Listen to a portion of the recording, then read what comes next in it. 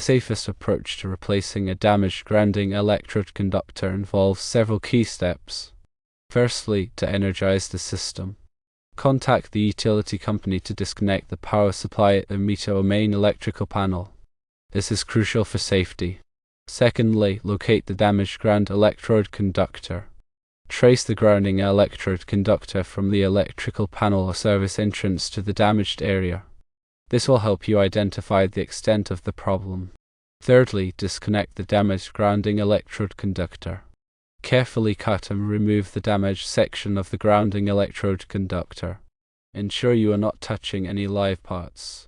Fourthly, install new grounding electrode conductor and ground rods. Drive a new ground rod or rods into the earth at a distance of at least 6 feet from the existing ground rods. Connect the new grounding electrode conductor to the new ground rod or rods using a copper conductor of the appropriate size. Consult the National Electrical Code, specifically Table 250.66, to determine the correct size of the grounding electrode conductor based on the size of the service entrance conductors or equivalent for a separately derived system. Typically, for a 200 amp service, a number 6 AWG copper conductor is required, but always verify with the code. The ground rods themselves must be at least 8 feet in length and 5/8 of an inch in diameter unless listed for shorter lengths. Fifthly, connect the new grounding electrode conductor to the electrical system. Connect the new grounding electrode conductor to the electrical panel or service entrance using a copper conductor of the appropriate size. Make sure all connections are tight and properly torqued. Sixthly, bond the new grounding electrode conductor to the existing ground rods. Connect the new grounding electrode conductor to the existing ground rods using a bonding conductor. This ensures equipotentiality and provides multiple paths for ground fault current. Seventhly, re-energize the system. Contact the utility company to restore the power supply.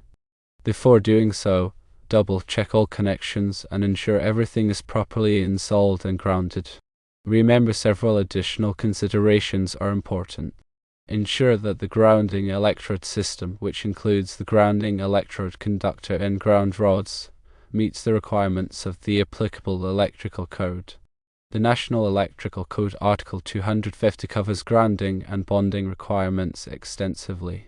Pay close attention to sections dealing with grounding electrode systems, grounding electrode conductors, and bonding. The size of the copper conductor used for the grounding electrode conductor and bonding conductor should be determined by the electrical load and the length of the run. Refer to the National Electrical Code tables to determine the appropriate size.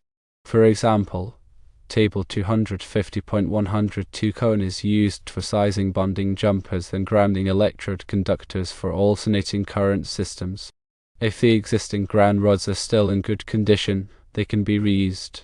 However, if they are damaged or corroded, they should be replaced. Inspect the ground rods for signs of corrosion or physical damage.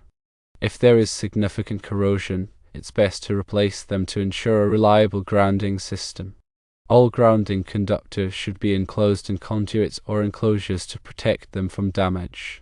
This is especially important in areas where the conductors are exposed to physical damage.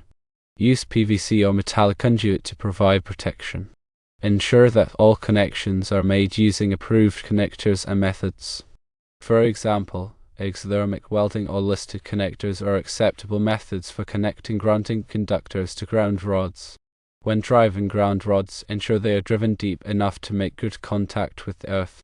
The top of the ground rod should be at least 8 feet below grade unless rock bottom is encountered.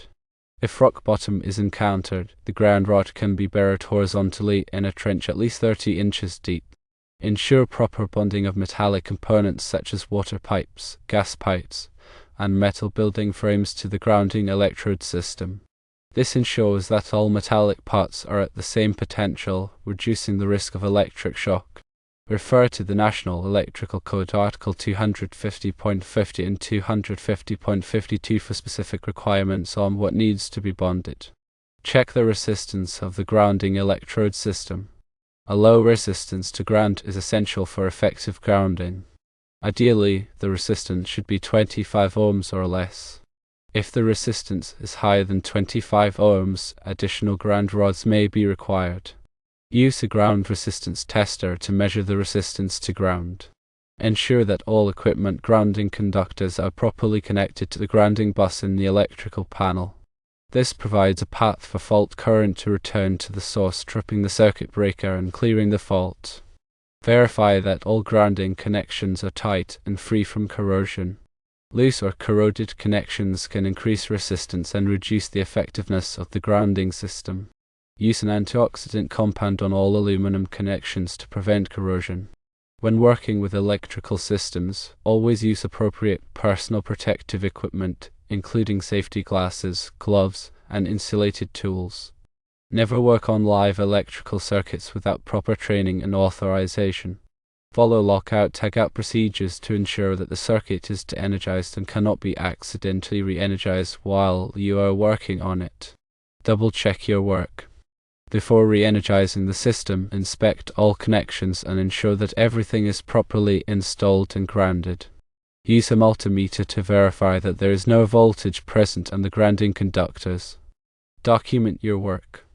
Keep a record of all grounding system modifications, including the location of ground rods, the size of grounding conductors, and the results of ground resistance tests. This information will be helpful for future maintenance and troubleshooting. Consult with a qualified electrician. If you are not comfortable working with electrical systems, it is always best to consult with a qualified electrician. They can ensure that the grounding system is installed correctly and safely. Adhering to the National Electrical Code is paramount. The National Electrical Code is a comprehensive set of standards for electrical safety. Familiarize yourself with the relevant sections of the National Electrical Code before working on any electrical system. Regularly inspect the grounding system for signs of damage or corrosion. Periodic inspections can help identify potential problems before they become serious. Repair any damage or corrosion promptly to maintain the integrity of the grounding system. Grounding is essential for electrical safety. A properly installed and maintained grounding system protects people and equipment from electrical shock and fire hazards. Always take grounding seriously and follow all applicable codes and standards. Remember that local codes and regulations may vary. Always check with your local electrical inspector to ensure that your grounding system meets all applicable requirements. Pay attention to the type of soil in your area. Different types of soil have different resistance to ground. Sandy soil, for example, has a higher resistance than clay soil. If you have sandy soil, you may need to install additional ground rods to achieve a low resistance to ground. Consider using ground-enhancing compounds. Ground-enhancing compounds can be used to improve the conductivity of the soil around ground rods. These compounds can help reduce the resistance to ground, especially in areas with poor soil conditions. Be aware of stray voltage. Stray voltage is unwanted voltage that can be present on grounding conductors. Stray voltage can be caused by a variety of factors, including poor grounding, unbalanced loads, and electromagnetic interference. If you suspect stray voltage, contact a qualified electrician to investigate. Use surge protection devices. Surge protection devices can help protect sensitive electronic equipment from damage caused by voltage surges. Surge protection devices should be installed at the service entrance and at individual electrical outlets. Ensure that all metal enclosures are properly grounded.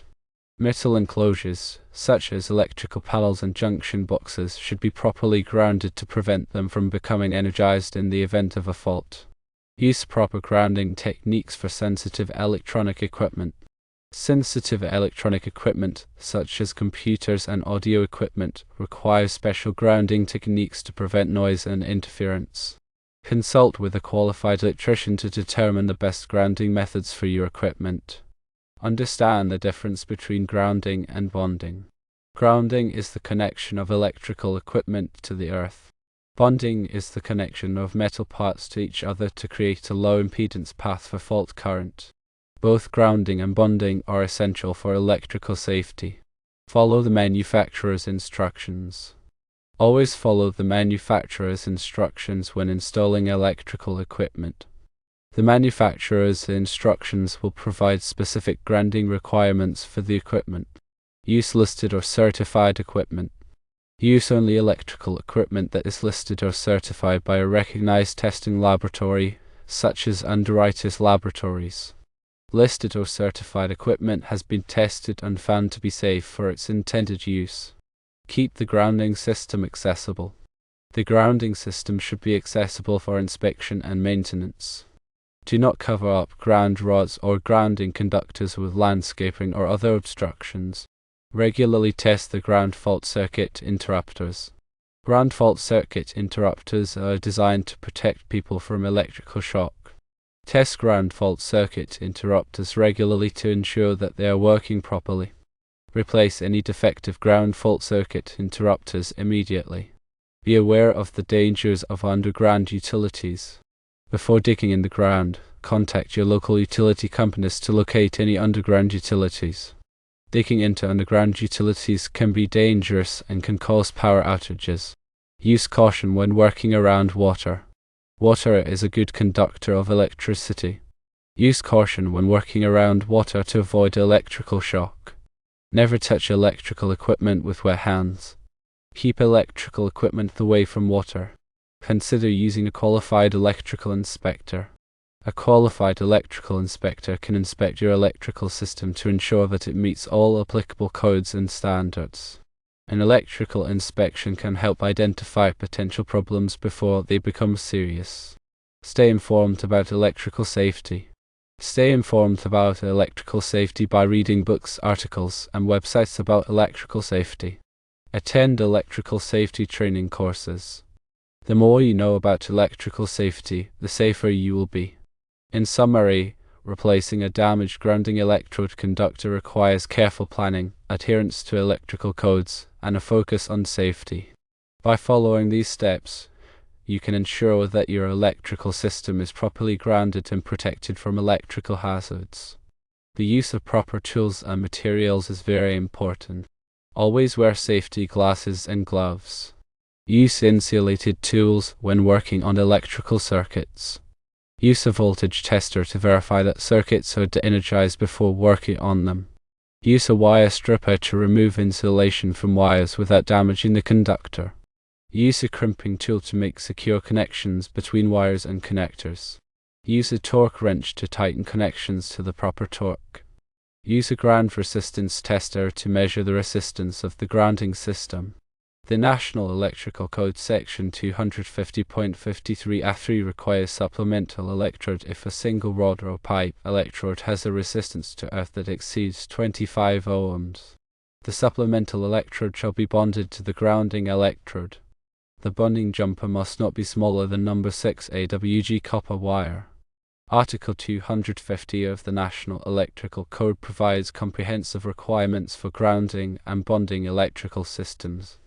This article is regularly updated to reflect advancements in technology and best practices for electrical safety. The grounding electrode conductor must be connected to the grounding electrode in a manner that ensures a permanent and effective ground path. The connection must be accessible for inspection and maintenance. The grounding electrode conductor must be protected from physical damage. If the grounding electrode conductor is exposed to physical damage, it must be protected by a conduit or other suitable means. The grounding electrode conductor must be continuous. The grounding electrode conductor must not be spliced or broken. If the grounding electrode conductor is damaged, it must be replaced in its entirety. The grounding electrode conductor must be made of copper or other corrosion-resistant material. The grounding electrode conductor must be sized in accordance with the National Electrical Code.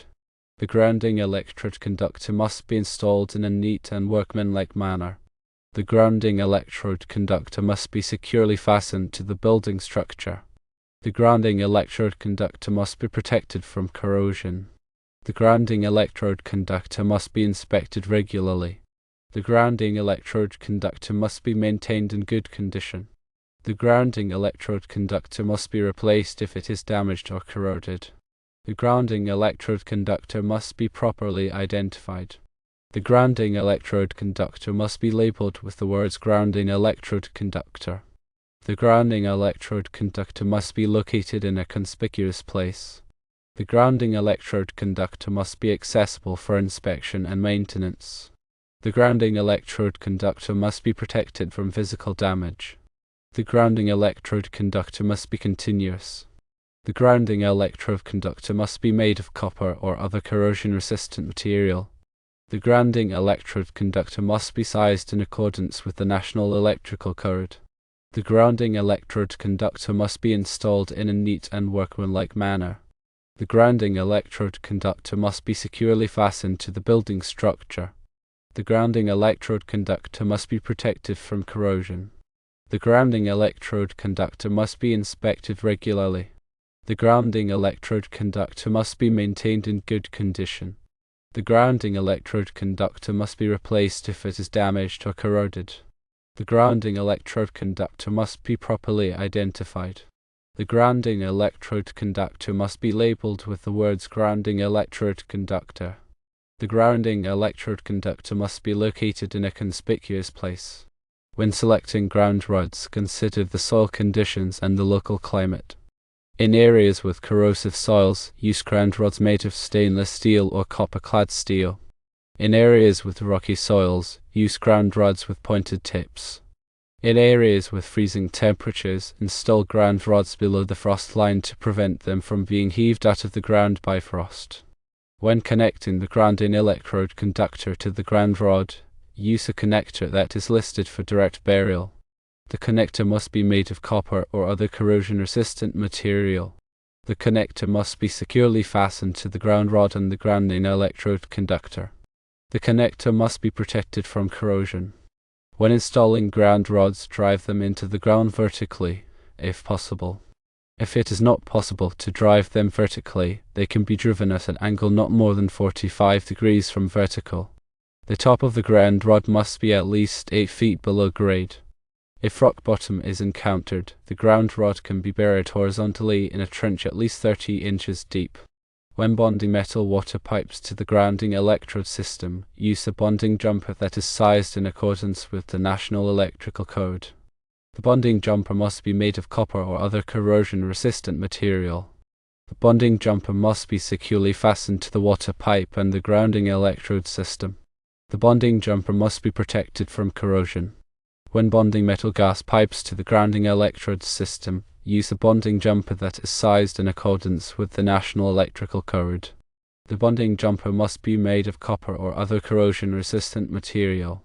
The bonding jumper must be securely fastened to the gas pipe and the grounding electrode system. The bonding jumper must be protected from corrosion. However, it is important to note that some jurisdictions may prohibit bonding to gas pipes. Always check with your local electrical inspector before bonding to a gas pipe. When bonding metal building frames to the grounding electrode system, use a bonding jumper that is sized in accordance with the National Electrical Code. The bonding jumper must be made of copper or other corrosion-resistant material. The bonding jumper must be securely fastened to the building frame and the grounding electrode system. The bonding jumper must be protected from corrosion. When installing a new grounding electrode system, it is important to coordinate with other trades, such as plumbers and gas fitters, to ensure that all metal pipes and building frames are properly bonded to the grounding electrode system. Proper coordination can prevent electrical hazards and ensure the safety of the building occupants. Regular inspection and maintenance of the grounding electrode system are essential for ensuring its continued effectiveness. Inspect the grounding electrode system at least once a year, or more often if necessary. Look for signs of damage, corrosion, or loose connections. Repair any damage or corrosion immediately. Tighten any loose connections. Test the resistance of the grounding electrode system to ensure that it is within acceptable limits. If the resistance is too high, take corrective action, such as adding additional ground rods or improving the soil conductivity. A properly installed and maintained grounding electrode system is essential for electrical safety. By following these guidelines, you can ensure that your electrical system is properly grounded and protected from electrical hazards. Remember to always consult with a qualified electrician if you have any questions or concerns about grounding. The information provided here is for general guidance only and should not be considered a substitute for professional electrical advice. Consider using exothermic welding for grounding connections. Exothermic welding, also known as CAD welding, creates a permanent molecular bond between conductors, resulting in a very low resistance connection that is highly resistant to corrosion. This is often used for grounding electrode connections and other critical grounding applications. When using exothermic welding, follow the manufacturer's instructions carefully and use appropriate safety equipment, including safety glasses, gloves, and a face shield. Be sure to use the correct size and type of welding mold for the conductors being joined. Proper preparation of the conductors is essential for a successful exothermic weld. Clean the conductors thoroughly to remove any dirt, grease, or oxidation. Overlap the conductors slightly within the welding mold. During the welding process, the exothermic reaction will generate intense heat and light. Keep flammable materials away from the welding area. Allow the weld to cool completely before handling it. After the weld has cooled, remove the mold and inspect the connection for any defects. A properly executed exothermic weld will be strong, durable, and corrosion resistant, providing a reliable grounding connection for many years. Consider using ground bars in electrical panels. Ground bars provide a convenient and organized way to connect multiple grounding conductors in an electrical panel.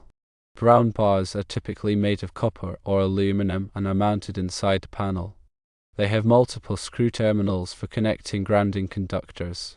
When using ground bars, be sure to use the correct size and type of connector for the grounding conductors being connected. Tighten the connectors securely to ensure a good electrical connection. Label each grounding conductor clearly to identify its source and destination. This will make it easier to troubleshoot the grounding system in the future. Consider using isolated ground receptacles. Isolated ground receptacles are used to reduce electrical noise in sensitive electronic equipment. They have a separate grounding conductor that is isolated from the building's normal grounding system. The isolated grounding conductor is connected directly to the grounding electrode system, providing a clean ground path for the equipment. When using isolated ground receptacles, be sure to follow the manufacturer's instructions carefully. The isolated grounding conductor must be installed in a separate conduit from the other conductors. The isolated grounding conductor must not be connected to the building's normal grounding system. The isolated grounding receptacle must be labeled clearly to indicate that it is an isolated ground receptacle. Consider using surge arresters at the service entrance. Surge arresters protect electrical equipment from damage caused by voltage surges. They are typically installed at the service entrance, where they can intercept surges before they enter the building's electrical system. Surge arresters work by diverting the surge current to ground. They have a limited lifespan and must be replaced periodically. When selecting surge arresters, be sure to choose a model that is rated for the voltage and current of your electrical system. Follow the manufacturer's instructions carefully when installing surge arresters. Be sure to ground the surge arrestor properly. Consider using lightning protection systems. Lightning protection systems protect buildings from damage caused by lightning strikes. They consist of air terminals, down conductors, and a grounding electrode system. Air terminals are installed on the roof of the building to intercept lightning strikes. Down conductors carry the lightning current to the grounding electrode system. The grounding electrode system dissipates the lightning current into the earth. Lightning protection systems should be designed and installed by qualified professionals. They must be installed in accordance with the National Electrical Code and other applicable standards. Consider using a professional electrical engineer for complex grounding systems. Complex grounding systems, such as those found in hospitals, data centers, and industrial facilities, require careful design and engineering. A professional electrical engineer can design a grounding system that meets the specific needs of the facility. The engineer will consider factors such as the type of equipment being used, the soil conditions, and the local climate. The engineer will also ensure that the grounding system complies with all applicable codes and standards.